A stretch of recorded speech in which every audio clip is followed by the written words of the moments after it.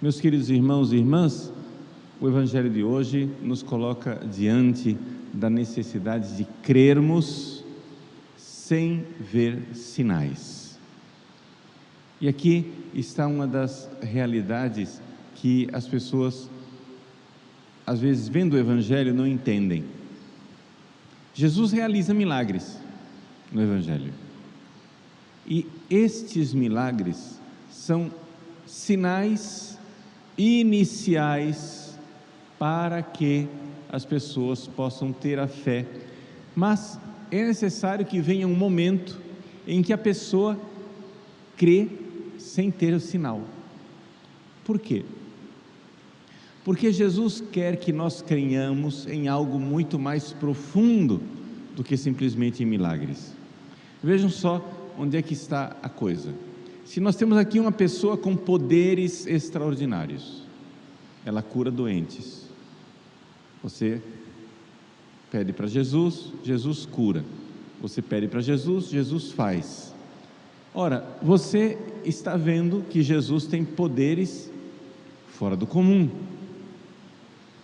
Como ele faz essas coisas para o bem, ele não está fazendo para o mal, você pode deduzir, bom, não deve ser uma coisa do demônio, porque ele só está fazendo o bem, então deve ser, na verdade, algo de Deus. E aí você para, aí encalha o seu pensamento, ou seja, os milagres de Jesus nos levam a crer que Jesus é um homem que vem de Deus e que tem um poder que vem de Deus, e por aí parou. Mas Jesus quer muito mais. Jesus não é somente um homem que vem de Deus, Ele é Deus que vem ao homem. Jesus é o próprio Deus. E como que você leva uma pessoa a crer nisto? Que é exatamente a proposta escandalosa do cristianismo. Eu esses dias me encontrei com uma pessoa que não tinha fé.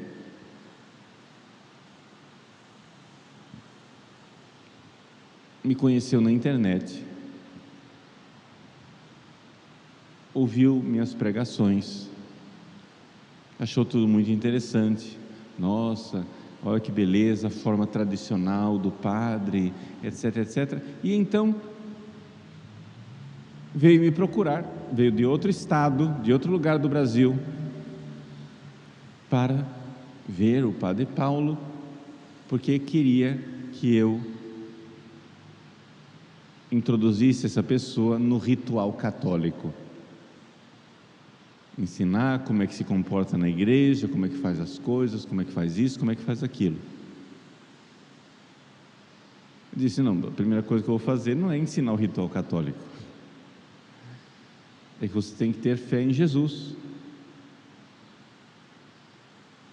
você tem que crer. Não, mas eu creio em Deus. Sim, mas não é somente isso. Você precisa crer que aquele homem que nasceu em Belém, que viveu na Galileia, que morreu em Jerusalém, que ressuscitou ao terceiro dia, que subiu aos céus, aquele homem é a razão de ser do universo. É Ele quem sustenta o universo. Aquela criança no braço de Nossa Senhora está sustentando o cosmos. Aquela criança está sustentando as galáxias.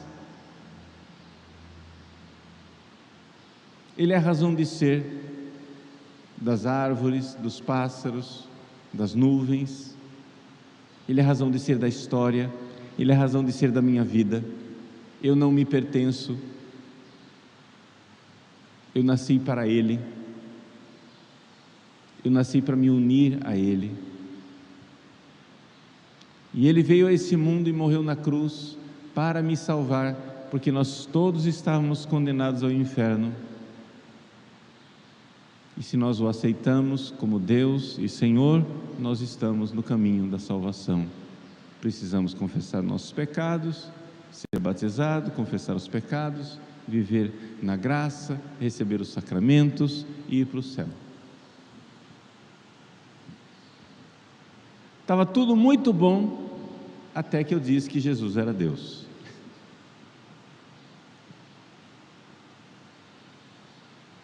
Quando eu disse que Jesus era Deus, a pessoa começou a me olhar de esguelha.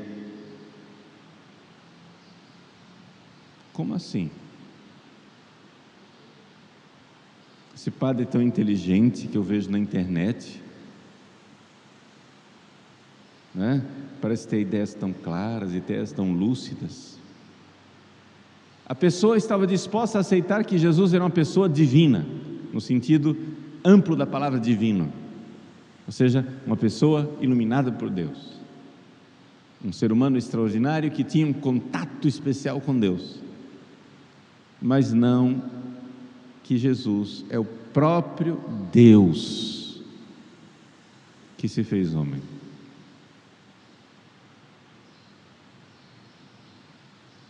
Eis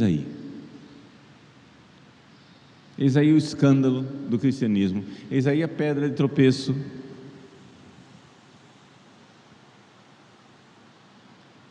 Ou seja, Jesus não é somente um ser humano com poderes divinos. Jesus não é um ser humano que pode fazer coisas extraordinárias, com um ensinamento sublime, que fundou uma igreja, que tem um ritual legal e que faz a gente, quando reza, se sentir zen.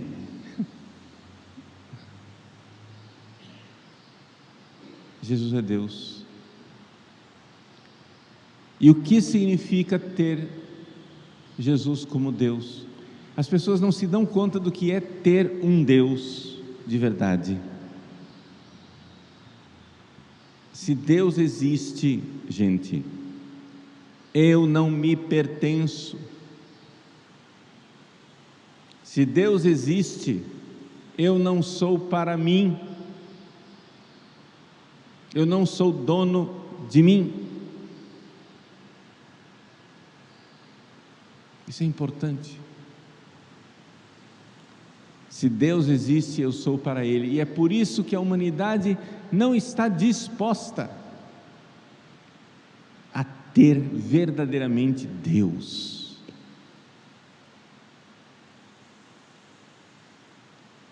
Se Deus existe, Ele sabe o que é melhor para mim, eu não.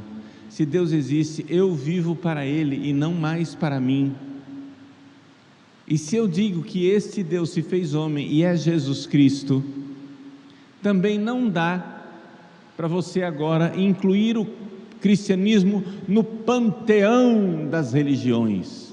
O importante é crer em alguma coisa.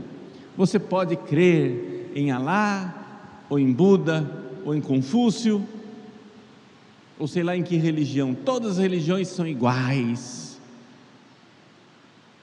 Por quê que não dá para fazer isso? Porque o cristianismo terá algo de historicamente único. As outras religiões podem até ter uma sensação assim, assim como Deus iluminou Maomé, Ele pode iluminar Buda, ou pode iluminar Confúcio, ou pode iluminar o livro, o Tao Te Ching, etc. Mas nós cristãos não cremos que Deus iluminou simplesmente Jesus. Nós cremos que Jesus é o próprio Deus. Então nós temos algo de histórico. Não é possível que Deus venha ao mundo e a gente diga, essa religião é igual às outras.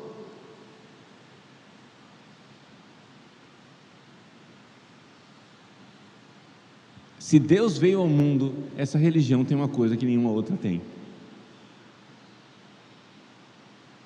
E não somente.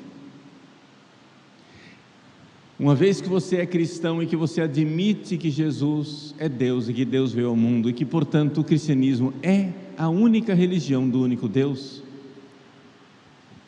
quando você chega e diz, e esse Deus que se fez homem, deu a 12 apóstolos o poder de pegar um pedaço de pão e dizer, isso é meu corpo, um pedaço, um pouquinho de vinho e dizer: isso é o cálice do meu sangue.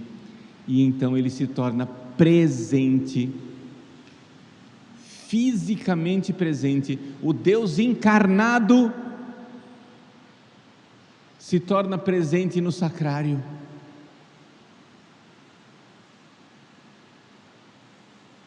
Vejam, meus irmãos, a nossa santa religião, ela tem o que as igrejas evangélicas não têm. Os evangélicos ficam pegando no pé das imagens, né? Nossa Senhora, a imagem de Nossa Senhora, a imagem de Santa Teresinha. Vocês adoram a imagem. Não, isso não é grave. É só explicar para eles, a gente não adora a imagem está lembrando Nossa Senhora, está lembrando Santa Teresinha, está lembrando São José. A gente não adora a imagem. Mas o que é escandaloso é que a gente adora aquela aparência de pedaço de pão, aquilo que parece ser um pedaço de pão lá no sacrário, a gente adora de verdade. Não é de mentirinha, não. Nós cremos que ali tem um homem vivo.